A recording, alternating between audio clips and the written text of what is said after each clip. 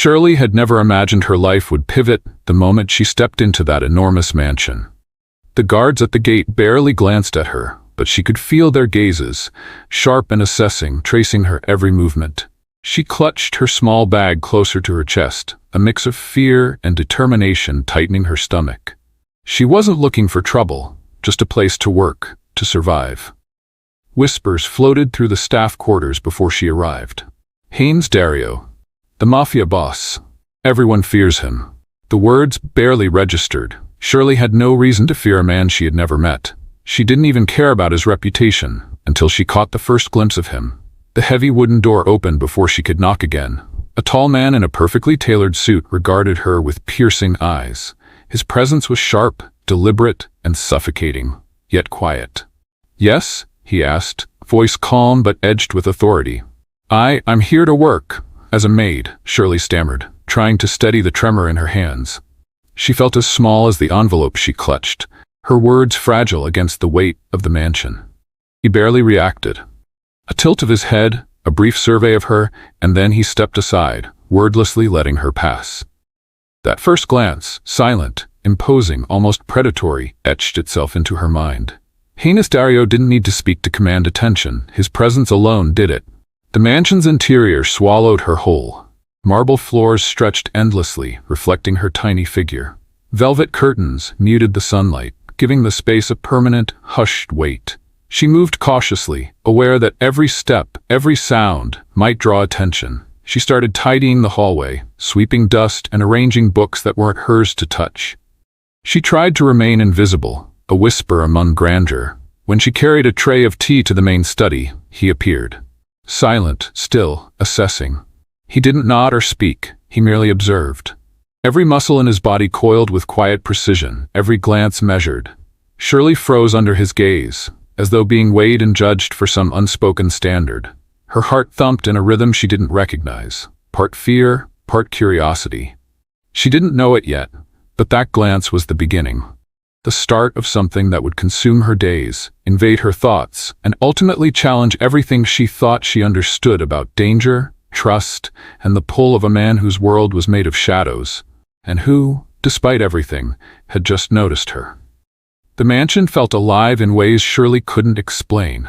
Even in silence, it breathed, as if the walls themselves were watching her, cataloging her every movement. She moved carefully, sweeping and dusting, each step measured. Every echo of her shoes across the marble floors reminded her that she was in someone else's world, a world she barely understood.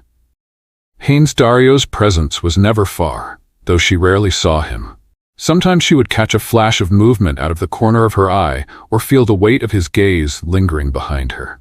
It was subtle, almost ghostly, but it left her uneasy and, curiously, alive in a way she hadn't felt before. Her first major misstep came when she was arranging books in the library. A shelf was higher than she expected, and a stack of tomes tumbled down.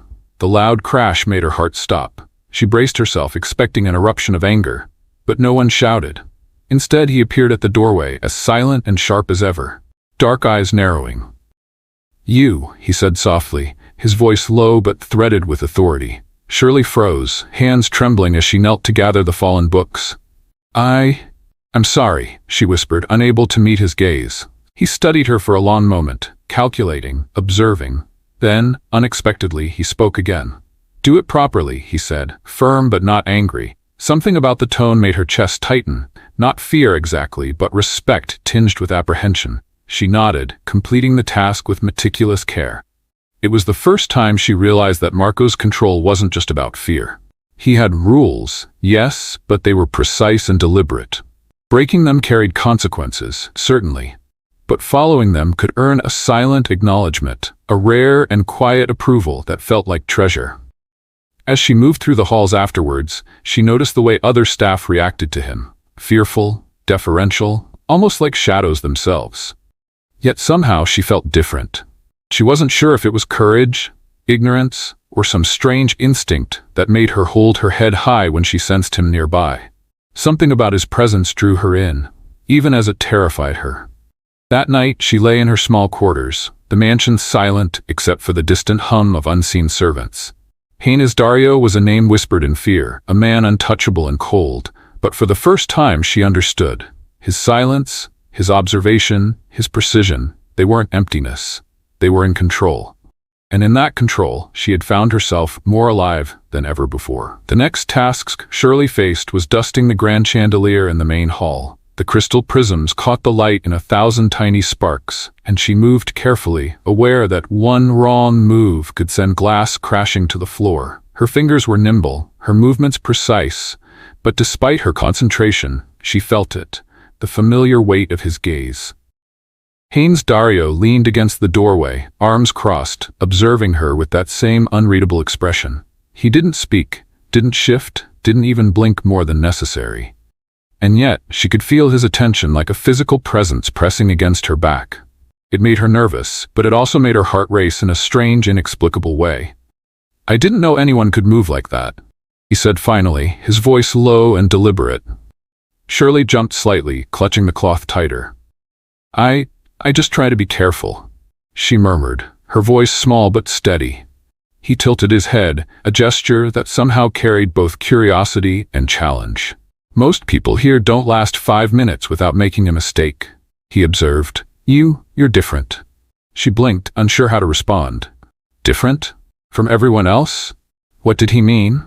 She could feel her pulse quicken. Not from fear, but from the weight of being noticed in a way that felt dangerously intimate. I just do my work," she said carefully, hoping her words sounded confident. He straightened, stepping closer in silence. Shirley could feel the subtle change in the air, the way the room seemed to shrink around them. For a moment, she imagined what it would be like if he spoke more, smiled more, revealed more of himself. But he didn't. Instead, he gave her a long, appraising look before turning away, leaving her trembling, yet curiously exhilarated. For the first time, Shirley realized that surviving in the mansion wasn't just about following rules. It was about understanding Haines Dario, the silent, watchful man who ruled everything and everyone around him. And somehow, against all logic, she wanted to understand him. She wanted to see beyond the walls he had built. Even as she finished her task, arranging the crystals to catch the last glimmers of fading light, she knew one thing. Her life had irrevocably changed the moment she had stepped into the grand hall. And she hadn't even spoken to him yet. Shirley learned quickly that the mansion was alive in its own way. Corridors shifted with hidden doors. Footsteps echoed without warning. Voices carried secrets even when spoken softly. Every task came with rules that no one explained out loud. You were expected to sense them. That day she was sent to the West Wing, a place most staff avoided. The air there felt colder, heavier. Paintings lined the walls, old faces with sharp eyes that seemed to follow her steps. She dusted slowly, careful not to disturb anything. This wing belonged to Marco. Halfway down the hall she heard voices. Men spoke in low, urgent tones from behind a closed door. Shirley froze. She knew the rule about this wing. Never linger, never listen. She turned to leave, but her sleeve caught on the corner of a table. A small statue tipped and hit the floor with a dull crack. Silence followed. The door opened. Haines stepped out. The men behind him fell quiet at once. His gaze dropped to the broken statue, then lifted to her face. Shirley's heart pounded so loudly she was sure he could hear it. "I'm sorry," she said quickly. "I didn't mean to." He raised a hand, stopping her words. He studied her for a long moment, as if weighing a decision. "You should not be here," he said calmly. "I know," she whispered. "I'll leave." She bent to pick up the pieces, hands shaking. He watched her closely, eyes sharp but not cruel. When she finished, he surprised her by crouching beside her, examining the break. "It can be fixed," he said, "like many things." He stood and gestured down the hall. "Go." As she hurried away, her legs weak, she felt something shift behind her. He had let her go. Anyone else would have been punished.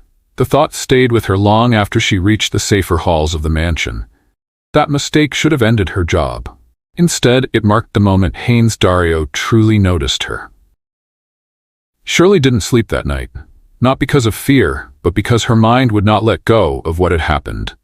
Anyone else who broke something in Haines Dario's private wing would have been gone before sunset. Yet she was still here. More than that, he had spoken to her calmly, almost thoughtfully. The mansion felt different after that. Not safer, just aware. Guards watched her longer. Staff whispered when she passed.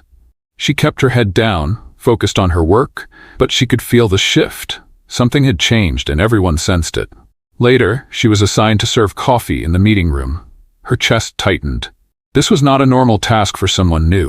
The room was large, cold, and heavy with power. Men in dark suits filled the space, voices low, eyes sharp. Haines sat at the head of the table, hands folded, listening more than he spoke.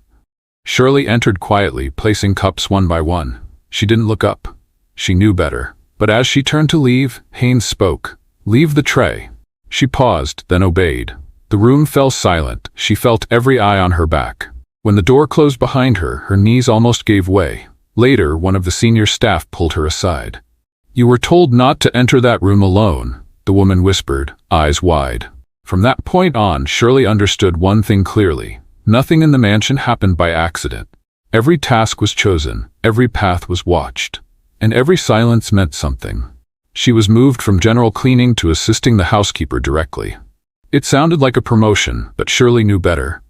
This position placed her closer to Marco's space, closer to his routine, closer to danger. Her new duties brought her near his study, a room most staff avoided. The door was always guarded, yet sometimes left open just enough for her to glimpse rows of books, dark wood shelves, and a desk that felt more like a command post than furniture. One afternoon, while arranging documents outside the study, she heard a sharp voice inside. A man was arguing, angry, reckless. Marco's voice followed, calm and low. "Speak carefully," Haines said. "You are running out of chances." The door opened suddenly. The man stormed out, face pale, eyes wild. He barely noticed Shirley as he passed. Haines stepped into the hallway moments later. His eyes met hers. "You heard nothing," he said. "Yes, sir," she replied immediately. He studied her face, searching for fear, curiosity, or weakness. Finding none, he nodded once. "Good." As he turned to leave, she surprised herself. "Sir," he stopped. "I don't listen," she said quietly, "even when I hear." The words hung between them. Slowly, Haines turned back. For the first time, something close to approval crossed his face. "That," he said, "is why you're still here." He walked away, leaving her heart racing. Shirley didn't smile. She didn't relax. She simply stood there, understanding the truth more clearly than ever. This wasn't about luck. She was earning her place in the most dangerous house she had ever known. And the man who ruled it was beginning to trust her, not because she was invisible, but because she knew when to be. "I was sent," Shirley replied softly. The woman studied her face, then shook her head. "Be careful. His attention is not a gift." But Shirley already knew that, because deep down, she felt it too. Haines wasn't watching her out of kindness. He was testing her, studying how she moved, how she reacted, how she held herself under pressure, and without meaning to, she was passing every test. Somewhere in the mansion, behind locked doors and guarded halls, Haines Dario was making a decision. And Shirley was standing closer to the center of his world than she ever meant to be. Trust inside the mansion was a fragile thing. Shirley felt it like thin ice beneath her feet, strong enough to hold her for now, but one wrong step could shatter everything. She stayed careful, too careful. One afternoon, she was asked to deliver a sealed envelope to the garage level. The order came from Haines himself. No explanation. Just a name written in bold ink and a time marked beneath it. Her hands trembled slightly as she held it. Messages in this house carried weight. Sometimes they carried consequences. The garage was loud with engines and sharp voices. Men moved with purpose, weapons hidden but close. When Shirley approached the man named on the envelope, he frowned. "This isn't for me," he said after reading it. Her stomach dropped. "Sir, I was told." Before she could finish, footsteps echoed behind her. The room fell quiet. Haines had arrived. He took the envelope, glanced at it once, then at her face. "You followed instructions?" he asked. "Yes," Shirley said, steady despite the fear clawing at her chest. He turned to the man. "Leave us." The man didn't argue. No one ever did. Haines waited until they were alone. "Mistakes here cost lives," he said. "I know," she replied. "That's why I don't make them." Silence stretched. Then he gave a slow nod. "Good answer." He tore the envelope in half and dropped it into a nearby bin. "This was a test," he admitted. "You passed." Shirley didn't ask why. She didn't ask what would have happened if she failed. She only nodded and stepped back. As she left the garage, her heart raced. Not with fear this time, but with clarity. Haines Dario wasn't just watching her anymore. He was shaping her. After the test in the garage, Shirley stopped thinking of herself as lucky. Luck was random. What was happening to her was not. Every move she made now felt measured, as if unseen lines were being drawn around her path. Her work changed again. She was no longer sent everywhere. Instead, she was placed exactly where Haines could see her. Not openly, not obviously, but often enough that she noticed. Near the stairs, he used. Outside the rooms he passed through. Close, but never in the way. One afternoon, a new maid panicked after spilling wine on a white rug. Her voice shook as she apologized, tears forming fast. The room felt tense. Everyone knew what mistakes meant here. Before anyone could speak, Shirley stepped forward. "I'll clean it," she said quietly. The housekeeper shot her a warning look, but it was too late. Haines was already watching. Shirley knelt, working carefully, hands steady. She didn't rush. She didn't beg. She focused only on fixing the problem. When she finished, the stain was gone. The silence remained. Haines approached slowly. "Why did you step in?" he asked. "She was afraid," Shirley said. "Fear makes things worse. And you?" "I wasn't afraid," she answered honestly. That made him pause. His eyes searched her face as if looking for something hidden. "You should be," he said. "I know," Shirley replied. A few of the men shifted uncomfortably. No one spoke to him like that. But Haines didn't react with anger. Instead, something unwritable crossed his face. "Go," he said to the others. When they left, he spoke again, softer this time. "You don't move out of fear. You move out of choice." She didn't respond. She didn't need to. As he walked away, Shirley understood the truth clearly for the first time. She was no longer just surviving in the mansion. She was changing the way Haines Dario saw the world around him. From that moment on, the mansion treated Shirley differently. Not with kindness, but with caution. Doors opened faster when she approached. Orders were delivered through her instead of around her. Even the guards, men trained to show nothing, began to nod when she passed. She never asked for any of it. She simply kept doing her work, calm and quiet, aware that every step mattered more now than ever. One night, raised voices echoed from the lower level. A disagreement. Sharp. Dangerous. Shirley was arranging files nearby when one of Marco's lieutenants stormed out, anger written across his face. He stopped when he saw her. "You," he snapped. "You were outside the study earlier. What did you hear?" Her pulse jumped, but her expression didn't change. "Nothing," she said evenly. He stepped closer. "Don't lie." Before she could answer, Marco's voice cut through the space. "She doesn't." The lieutenant froze. Haines emerged from the shadows, his presence heavy and commanding. "You question my people now?" The man backed away immediately. "No, boss." Marco's eyes never left Shirley. "Go," he ordered the lieutenant. When they were alone, Haines spoke quietly. "You handled that well." "I told the truth," she said. "That's why you're still breathing," he replied. The words should have frightened her. Instead, they settled into her chest like a warning she already understood. He stepped closer, lowering his voice. "This house eats the careless. Remember that." "I will," Shirley said. As he turned away, she realized something powerful and unsettling. Haines Dario had just claimed her. Not as property, not as weakness, but as someone under his protection. And in his world, that protection came at a cost. Protection changed everything. Shirley felt it in the way conversations stopped when she entered a room. She felt it in the way arguments softened, how eyes shifted away from her too quickly. Haines hadn't announced anything. He didn't need to. In his world, silence carried orders, but protection also brought pressure, expectations. She was watched more closely now, not just by Marco, but by those who wondered why she mattered. Shirley understood the danger of that curiosity. Her next assignment confirmed it. She was asked to accompany a delivery upstairs to a private sitting room. 2 armed men carried the crates. She followed with a clipboard, her role simple: confirm, sign, leave. Inside the room, tension hung thick. A man she didn't recognize stood by the window. He smiled when he saw her, but his eyes were sharp. Too sharp. "You're the girl," he said casually. Shirley didn't respond. "The one Haines favors." "I'm staff," she said evenly. He laughed. "That's what makes it interesting." Before she could step back, the door opened. Haines entered. The air changed instantly. "What are you doing?" Haines asked the man. "Just talking," he replied. Marco's gaze flicked to Shirley. "Leave." She didn't hesitate. As she walked out, she heard Marco's voice again, cold, controlled. "You don't speak to her." The door shut. Later, Haines found her in the hall. "You handled yourself well," he said. "I did nothing," she replied. "Exactly," he said. As he walked away, Shirley understood something clearly. His protection wasn't about kindness, it was about control, trust, and boundaries. And somehow, without ever asking for it, she had become part of a line no one was allowed to cross. Shirley began to understand the hidden rules of Haines Dario's world. Protection did not mean safety. It meant responsibility. It meant being seen, and being seen was dangerous. She moved through the mansion with quiet purpose, aware that some eyes followed her with respect, others with resentment. Not everyone approved of her place. She felt it in the pauses, in the way conversations shifted when she came near. One afternoon, while organizing records in a side office, she sensed someone behind her. The air changed. She turned slowly and found herself face to face with a woman she had never seen before. Well-dressed, sharp-eyed, confident.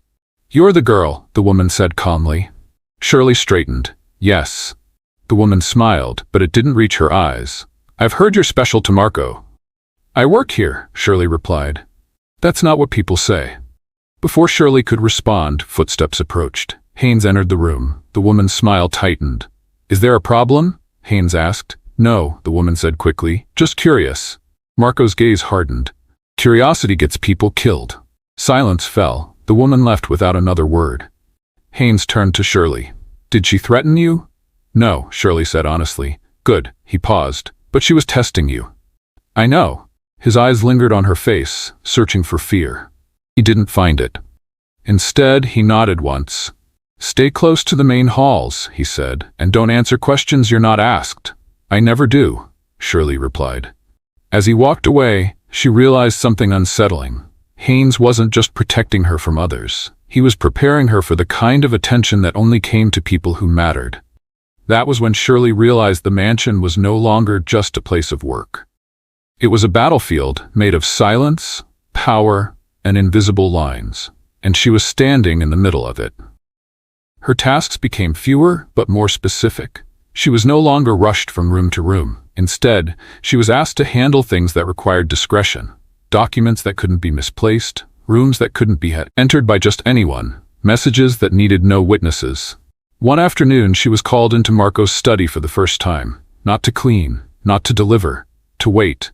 The room felt heavy, wrapped in dark wood and quiet authority. She stood near the desk, hands folded, heart steady despite the tension pressing into her chest.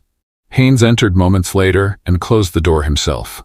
"You're calm," he said. "I've learned to be," Shirley replied. He studied her carefully. "People mistake calm for weakness." "I don't," she said. That earned a brief pause. He walked past her, setting a file on the desk. "I need someone who listens without reacting, someone who understands when silence is required." "I understand," she said. He turned to face her fully now. "If you fail, I won't be able to protect you." "I won't fail," Shirley answered, meeting his eyes without hesitation. For a long moment, neither of them moved. Then Haines nodded once. "Good," he said. "Because from now on, you don't belong to the staff, you work for me." The words landed heavily. Shirley felt the weight of them settle into her bones. This wasn't an offer, it was a decision. As she left the study, one truth echoed clearly in her mind. Haines Dario had crossed a line he never crossed, and there was no turning back for either of them. Working for Haines was nothing like Shirley imagined. There were no explanations, no reassurances, and no second chances. Instructions came quietly and only once. She learned to remember every word, every pause, every look. Her first real task came without warning. Haines handed her a slim folder and said only, "This doesn't leave your sight." She didn't ask what was inside. She didn't need to. The weight of it told her enough. Names, numbers, decisions that could ruin lives if handled carelessly. She carried it through the mansion with steady hands, ignoring the curious glances that followed her. Halfway down the corridor, someone stepped into her path. It was the same lieutenant who had questioned her before. His smile was tight. "You're moving fast," he said. "I'm moving where I'm told," Shirley replied. He looked at the folder. "That used to be my job." "I don't choose my assignments," she said calmly. For a moment, she thought he might reach for it. Instead, he stepped aside. "Be careful," he said softly. "People fall quickly from that height." She didn't respond. She delivered the folder exactly where Haines said. When she returned, Haines was waiting. "Did anyone stop you?" he asked. "Yes," she answered. "Did you give them anything?" "No." His gaze sharpened. "Did you hesitate?" "No." "That was enough." "Good," he said. "Then you're learning." As she left, Shirley felt the truth settle in. She wasn't being tested anymore. She was being trusted. And trust in Haines Dario's world was rarer than mercy. Trust brought access, and access brought risk. Shirley felt it the moment Haines stopped walking ahead of her and began walking beside her instead. Not close enough to touch, but close enough that people noticed. They moved through the mansion without speaking. He didn't need to explain where they were going. She followed because that was what she had learned. To read the silence, not question it. They entered a smaller conference room, hidden from the main halls. Two men were already inside, tense and quiet. The moment Haines sat, the room tightened. "You have 5 minutes," he said. One man spoke quickly, too quickly. Promises, excuses. The other stayed silent, watching Haines carefully. Shirley stood near the wall, invisible by design. Then Haines spoke again. "Repeat what I just said." The first man froze. He hadn't been listening.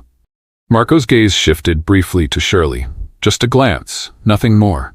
"Leave us," Haines said to the men. They obeyed immediately. When the door closed, Haines turned to her. "What did you hear?" She answered without emotion, repeating his exact words from earlier. No added tone, no opinion, just accuracy. Haines nodded slowly. "That's why I brought you." He stood. "People talk too much when they think they're important. You listen." She met his eyes. "Listening keeps you alive." A faint curve touched his mouth. Not quite a smile, but close. As they exited the room, Shirley understood something deeper. Haines wasn't just testing her ability to stay silent. He was testing her judgment. And for the first time, he was letting her stand in rooms where power shifted hands. Power changed people. Shirley saw it every day. She saw how men straightened when Haines entered, how voices lowered, how decisions bent around his presence. What surprised her was how power was beginning to change her. Not by making her loud or bold, but by making her steady. That steadiness was tested when something went wrong. A file went missing. Not just any file, one tied to a shipment that never arrived. The mansion tightened like a held breath. Guards doubled. Phones rang and stopped ringing just as fast. No one spoke openly, but fear moved fast through the halls. Haines called Shirley to his study. His face was calm, but his eyes were sharp. "You handled the file yesterday," he said. "Yes," she replied. "Did you give it to anyone?" "No." "Did you leave it unattended?" "No." He watched her closely, waiting for a crack. There was none. "I believe you," he said finally. "That's why you're here." He handed her a new folder. "Someone is testing me," he continued, "and they're using proximity." Shirley understood immediately. Someone close, someone trusted. "What do you need me to do?" she asked. His gaze held hers. "Nothing different. Just observe. People forget themselves around you." She nodded. Over the next hours, Shirley noticed things she hadn't before. Hands shaking, voices tightening, eyes avoiding hers. One name kept appearing in small ways. Patterns always told the truth. When she reported it quietly to Marco, he didn't react. He only nodded once. "You see what others miss," he said. That night, the missing file reappeared. The traitor disappeared. No one asked how Haines knew. Shirley did, and she knew it was because he had trusted her to see clearly when everyone else was afraid. After the traitor vanished, the mansion felt quieter, but not calmer. Silence now carried weight. People moved carefully, choosing words like stepping stones. Shirley noticed how often eyes followed her, then looked away. They didn't know what she knew, only that Haines listened when she spoke. That evening, no, not evening, later, Haines asked her to walk with him through the lower halls. The path wasn't random. These corridors led past rooms where mistakes were made and never repeated. He didn't explain why he brought her. He didn't have to. "You don't flinch," he said as they passed a locked door. "I learned not to," Shirley replied. "Most people pretend," he said. "You don't." They stopped near a security panel. Haines studied the feeds, then glanced at her reflection in the glass. "If someone wanted to reach me," he said, "they'd look for a weakness." Shirley met his gaze in the reflection. "You don't have one." He turned slowly. "Everyone does." She thought for a moment. "Then they'd look for what you protect." His eyes sharpened. "Not anger, interest." "And what do I protect?" She answered honestly. "Order." A long pause followed. Then he nodded. Good. As they continued, a guard approached, tense. Boss, there's a call. Unscheduled. Haines waved him away. Handle it. The guard hesitated, then left. Shirley noticed. Haines noticed her noticing. That, he said quietly, is influence. She didn't smile. She understood. Influence wasn't power. It was a responsibility to wear a softer face. When they parted, Haines said one last thing. Stay aware. She replied, I always am. And for the first time, Shirley realized he wasn't preparing her to serve. He was preparing her to stand. The shift was subtle, but undeniable. Shirley was no longer simply present in Haines Dario's world. She was being positioned. She felt it in the way doors opened faster, in how conversations lowered when she entered a room, in the silence that followed when she spoke.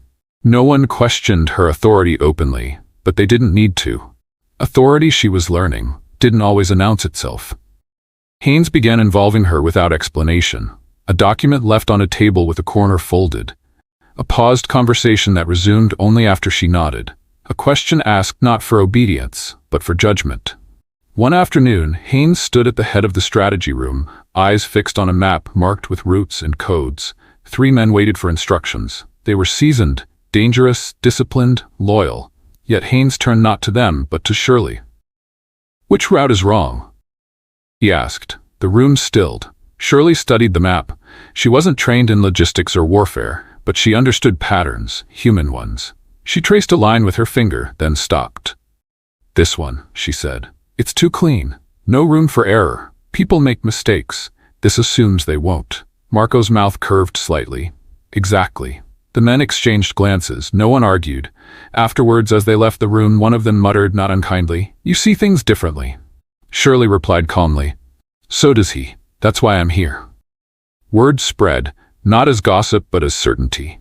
Shirley wasn't Marco's weakness. She was becoming his lens. That night, Haines stood on the balcony overlooking the city, the lights below flickering like fragile promises. Shirley joined him without being called. You don't ask permission anymore, he said. I didn't know I needed it, she replied. He didn't correct her. You're changing the way this place breathes, Haines said. People are alert, careful. Is that a problem? No, he said. It's evolution. For a moment neither spoke. The city hummed beneath them. You could leave, Haines added quietly. You don't owe me anything. Shirley looked out over the lights. Neither do you. He turned to her then, not as a boss, not as a kingmaker, but as a man measuring a future he hadn't planned for. And yet, he said, you're still here. So are you, she replied. And in that shared stillness, something unspoken solidified, not romance, not fear, but alignment. The first real test came without warning. A shipment disappeared. Not intercepted, not delayed, vanished. Haines called a meeting, small, controlled. Only those who needed to know were present. Shirley stood beside him, not behind. They want to see how I respond, Haines said. They want chaos. Then don't give it to them, Shirley said. Eyes turned to her. Chaos is loud, she continued. It draws attention. Silence makes people nervous. Let them wonder if the shipment mattered at all. Haines considered this. Then he smiled, slow, deliberate. Do nothing, he said, and watch who panics. Within 48 hours, someone did. A courier broke protocol. A call was made. A pattern emerged. Haines watched the data unfold, then looked at Shirley. You predicted this. No, she said. I expected it. When the traitor was confronted, it wasn't violent. It didn't need to be. Haines offered a choice. Leave everything behind or stay and disappear into consequence. The traitor chose poorly. After it was done, Haines stood alone in his office, staring at the city again. Shirley waited by the door. You didn't hesitate, he said. Neither did you. He turned to face her fully. Do you know what that makes you? She met his gaze. Necessary. For a moment, the air felt charged, not with danger, but with recognition. You're not afraid of me, Haines said. I'm afraid of what happens if you're wrong, she replied. That's different. He nodded slowly. It is. That night, Haines locked the office himself. He trusted very few people with keys. Shirley now had one. Power changed people. Shirley had seen it before, from the outside. What surprised her was how it changed the space around Marco. The rooms felt different when he entered with her. Conversations adjusted. Decisions sharpened. She wasn't given a title. Titles were limiting. Instead, she was given access. Files, history, enemies. She learned where Haines came from. Not the myth, but the man. the cost of loyalty, the price of mercy, the loneliness that came with control. "You don't have to carry this alone," she said once after reading a file that ended in blood. "I always have," he replied. "That's not strength," she said. "That's habit." He looked at her then, really looked. "You challenge me. You allow it." He didn't deny it. One evening, one moment between operations, Haines asked, "What would you change?" She answered carefully, "I'd make fewer examples and more systems." "Systems don't inspire fear." "No," she said, "they inspire stability." Silence stretched. "Stability lasts longer," she added. Haines exhaled slowly. "You think like a builder." "I think like someone who wants this to survive without burning everything around it." He nodded once. "Then stay." I wasn't leaving. From that moment on, decisions were no longer his alone. They were shaped, refined by her presence. And for the first time in years, Haines slept without a weapon within reach. The world outside began to notice. Not Marco, him they already feared, but the shift, the calm, the precision. Rivals hesitated, allies recalculated. Someone asked, in a place far from the mansion, "Who's the woman?" No one had a clear answer. And that uncertainty was powerful. Shirley wasn't invisible anymore. She was deliberate. She spoke less, but when she did, people listened. She moved through rooms with purpose, not apology. Haines watched her navigate a negotiation one afternoon. No threats, no raised voices, just clarity. When it ended, the opposing party agreed to terms better than expected. "How did you do that?" Haines asked afterwards. "I didn't give them what they wanted," Shirley said. "I gave them what they could live with." "That's more dangerous," he said. "Yes," she replied, "but it lasts." That night, Haines poured 2 glasses of whiskey. He handed her one. "To alignment," he said. She raised the glass but didn't drink immediately. "This doesn't end well," she said softly. "No," Haines agreed, "but it ends honestly." They drank, not as boss and subordinate, not as a savior and saved, but as 2 people who had found each other in a world built on fear and chosen strategy instead. The threat didn't arrive with gunfire or explosions. It arrived in silence. Too much of it. Routes that were usually active went quiet. Informants stopped calling. Allies delayed responses without explanation. It was the kind of stillness Haines had learned to fear early in his rise, the kind that meant someone was watching, waiting for the exact moment to strike. Shirley noticed before anyone else. "They're mapping you," she said, studying a series of reports spread across the table. "Not your routes, not your men, you." Haines leaned back, arms crossed. "They've tried before." "Yes," she replied, "but never like this. They're patient. That means they think they have time." Marco's jaw tightened. "Oh." Shirley tapped a name written once, almost hidden, at the bottom of a report. A faction that had vanished years ago after a failed coup. Supposedly dismantled, supposedly irrelevant. "You don't erase groups like this," she said. "You scatter them." Haines exhaled slowly. "They're coming for leverage." "No," Shirley corrected. "They're coming for me." The room went still. "They've noticed the shift," she continued calmly. "They know you don't move the same way anymore. They're vrat, so they'll try to remove the variable they don't understand." Haines stood abruptly. "That won't happen." "It might," she said, "unless we let them think it already did." He stared at her. "You want to disappear?" "I want to bait them," she said, "and end this." Haines didn't answer immediately. His silence was heavier than anger. "You trust me," Shirley said quietly. "This is what trust costs." After a long moment, Haines nodded once. "Then we do it your way." Shirley vanished without drama. No announcement, no farewell. One moment she was present, the next she was gone. Haines let the rumor spread. Whispers twisted into assumptions. Enemies speculated, allies questioned. Haines grew colder. Sharper, more dangerous than he had been in years. That was the performance. Behind the scenes, Shirley worked from the shadows, watching movements tighten, listening as confidence turned into arrogance. The enemy believed they had succeeded, that Haines had been weakened, isolated. They reached out, an offer, a meeting, neutral ground. Haines accepted. The room was sparse, concrete walls, no windows, only a long table and too many people pretending not to be afraid. "You've lost control," their leader said smugly. "Your balance." Haines leaned forward slightly. "You misunderstand. I removed a distraction."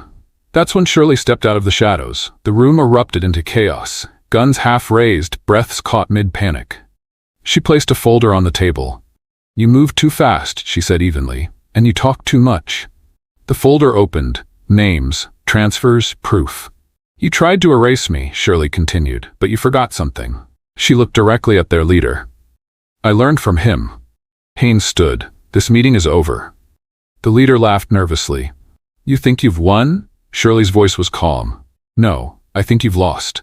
By the time they realized the exits were compromised, it was already done. Not with blood, with exposure. The kind that ends empires quietly. The fallout was swift and irreversible. Accounts froze, alliances collapsed, protection vanished overnight. Haines didn't chase survivors. He didn't need to. No one runs far when the ground disappears beneath them. Back at the mansion, silence returned, but this time it was controlled. Shirley stood in Marco's office, watching him pour 2 glasses of water. No alcohol. Not tonight. You risked everything, Haines said. So did you, she replied. You could have left. Yes, she said, but then this would have continued. He handed her a glass. Their fingers brushed. Neither pulled away. You dismantled them without firing a shot, he said. Do you know what that makes you? She met his gaze. A liability? A force, he corrected. Haines walked to the window. This world takes from people. It hardens them. You walked into it and changed the shape of it. I didn't do it alone. No, he said. But you did what I couldn't. She frowned slightly. What's that? You made me stop reacting, he said, and start choosing. Silence settled between them, not awkward, not tense, honest. The organization stabilized in ways it never had before. Clear systems replaced fear. Loyalty was earned, not enforced. Power flowed with structure. Haines remained dangerous, but predictable, and that made him untouchable. Shirley became something unprecedented. Not a queen, not a shadow, a constant. People didn't ask who she was anymore. They asked if she had approved. One evening, Haines found her in the garden, an overlooked corner of the estate she had reclaimed. You built this, he said. She smiled faintly. You gave me space. He stepped closer. You could run this without me. She turned to face him fully. But I don't want to. That was the moment Haines understood. This wasn't dependency. It was a choice. I don't protect people, he said quietly. I control outcomes. She reached for his hand, not gripping, just resting her fingers there. Then protect the outcome where we both survive. For once, Haines didn't pull away. The city still whispered Haines Dario's name with fear, but inside the mansion something else lived. Clarity. Shirley stood beside Haines as dawn crept over the skyline. No guards, no tension. Just 2 people who had crossed a point of no return. You changed the rules, Haines said. No, Shirley replied. I showed you they were optional. He looked at her then, not as a boss, not as a weapon, but as a man who had finally met his equal. I don't know what the future looks like, he said. Neither do I, she answered. But it won't be built on fear alone, Haines nodded slowly. Then stay. She didn't answer with words, she stayed. And the man the world feared most learned something dangerous, something irreversible. Power is strongest when it no longer stands alone.